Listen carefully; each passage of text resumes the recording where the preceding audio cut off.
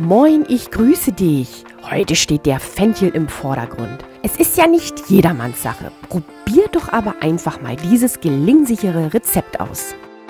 Und dafür benötigen wir Kartoffeln, Parmesankäse, Fenchelknollen, Möhren und auch Knoblauch. Die genauen Angaben zu den Zutaten und Mengen kannst du der Infobox entnehmen. Bereiten wir zuerst einmal die Kartoffeln vor. Diese werden geschält und in einem Topf mit kaltem Wasser hineingelegt. Zum Schluss schneide ich sie in kleinere Stücke, damit sie schneller gar werden. Machen wir mit den Möhrchen weiter. Auch diese werden geschält und anschließend in kleine Stücke geschnitten. Der Einfachheit halber gebe ich sie mit zu den Kartoffeln dazu und lasse sie zusammen weich kochen.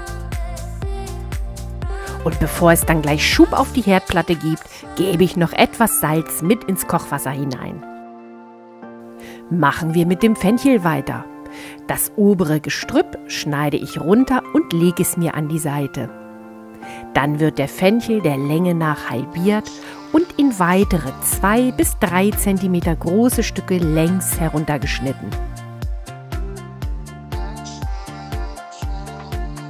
Das gleiche Schicksal ereilt dann auch schon der zweiten Fenchelknolle.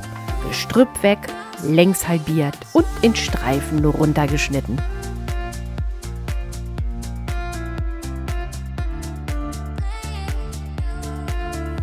In einer Auflaufform verteile ich jetzt großzügig Olivenöl, pinsel die Form gut aus und verteile darin die heruntergeschnittenen Fenchelstücke.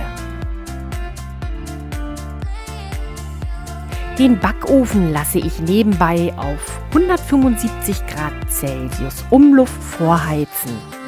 Der Fenchel wird dann auch nochmal an der Oberfläche mit Olivenöl benetzt, bevor es dann für gut 30 bis 40 Minuten in den Backofen geht.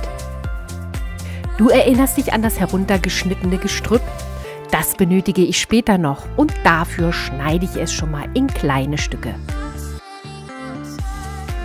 Na schau an, nach gut 30 Minuten hole ich den Fenchel aus dem Backofen und verteile dann auf die Stücke jeweils 1 bis 2 Teelöffel frisch geriebenen Parmesankäse.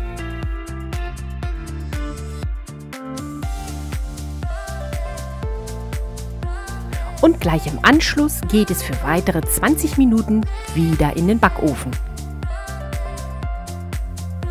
Unser Kartoffel-Möhren-Mix ist mittlerweile auch schon schön weich gekocht. Ich drücke 2 Knoblauchzehen hinein, gebe 2 bis 3 Esslöffel Butter hinzu und zerstampfe alles. Ich füge hier bewusst keine Milch mit bei, da ich eine etwas festere Konsistenz erhalten möchte.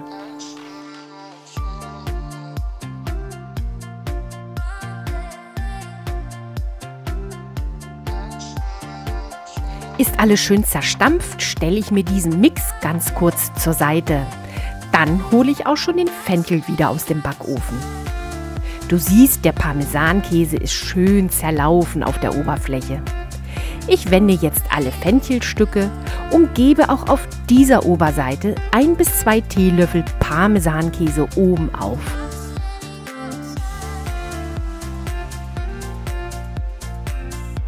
Jetzt verteile ich auf dem Parmesankäse noch etwas klein gehacktes Fenchelgrün, bevor es dann nochmals für gut 20 Minuten in den Backofen geht.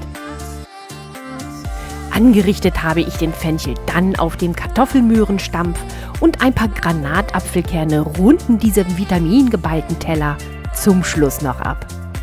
Na, konnte ich dich hierfür begeistern?